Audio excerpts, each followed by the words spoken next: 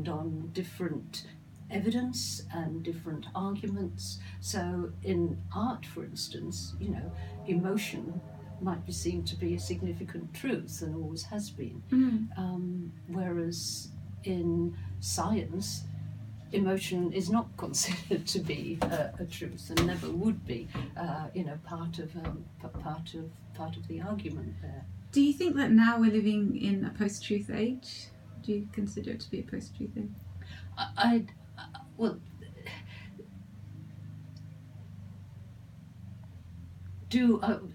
We're told we're living in a post-truth age. I still think truth is significant, important, and I still think that many people do believe truth to be significant, important.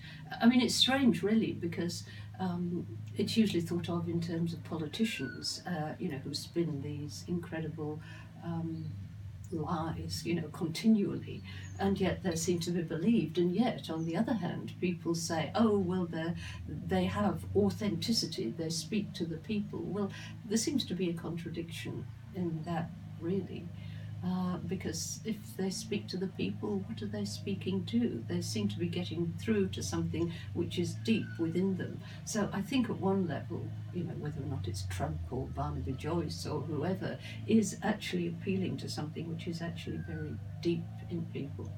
I know that it's also argued that it's a reaction against professionalism, against all the experts in the world telling people what to do, that they're just sick of being told what to do, and that they want to have some control again of their lives. So they are responding by actually refusing to believe the truths that professionals or scientists or academics come out with.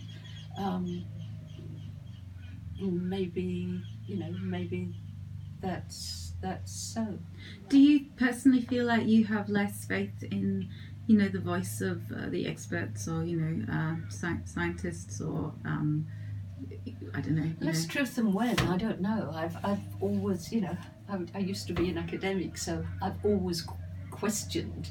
I've grown up with the understanding that you question, and it's actually so much easier to question now because you do have the variety of sources. You can get on Google or get on other websites and actually source material and actually follow things through. So I think that if you understand how to follow through and question, then it's amazing that you can actually constantly challenge so-called professional opinion, and that in fact, far from being post-truth, that actually you are able to question truths as they're coming. But most people, I guess, won't do that, and maybe that's just because people are, I don't know, just keen to get quick answers. Just it's instant gratification. That's true. Do you think what, if anything, do you think we have to fear from a post-truth world? Ourselves from just assuming that in fact if you do that whatever comes out on Facebook or whatever is necessarily so. We only have ourselves to fear, and our refusal to take it further. The possibilities are always there for us to take it further. So what would you think we could do to make a post-truth world better? I don't think the post-truth world is necessarily a bad world. I think that's a good point. I think it's a world that is now, and we feel confused by it because it's confusing. We can never make sense of where we are, where when we're there, we always need to be able to look back on it. It's very easy now to understand the advantages, the beauty and the horrors of modernism, and it's certainly easy from me who didn't grow up with postmodernism to understand both the beauty and the horrors of that too. And likewise, I guess, with with post-truth. I mean, when I first heard, God is dead, Nietzsche, I thought, because I grew up believing in a God, that just seemed so confronting to me. And equally, I think when I first thought about a world without truth, that seemed so confronting. But it's just words that you are meant to evoke something in you. And when you work with those words and think around them, they're doing is opening up questions. And far from closing down something, they actually have the potential to open it up. So I try, I'm an optimist, so I try mostly to find positives in whatever comes out. That's like the way that you're talking about it in a way is like the it's sort of like the voice of someone who's thinking about post-truth rather than just consuming it, you know what I mean? Like, so if you just, you know, Yes, absolutely, I'm thinking about it because that's what I do. So would you perhaps, if we were going to think about things that can make a post-truth world a better place, would you perhaps say that being aware is important? So being thoughtful about it rather than just consuming it. Sure. Yeah. Yes. But I think being aware is always important. I think being thoughtful is always important. I think having education is always important.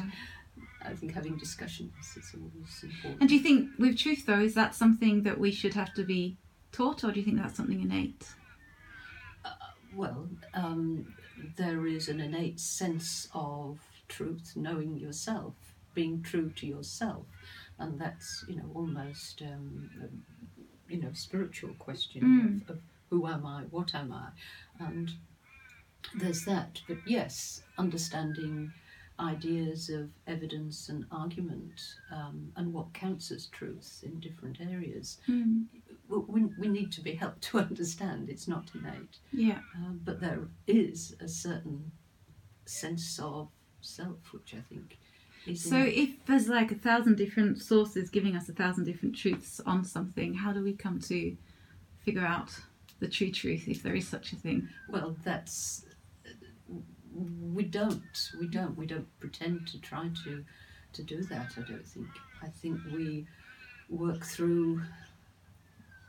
I mean, it depends. If I'm doing it just thinking what is true for me, what is my truth? Yeah, which, just let me say, is my next question. So, what is there? Can you give me an example of something that is true for you?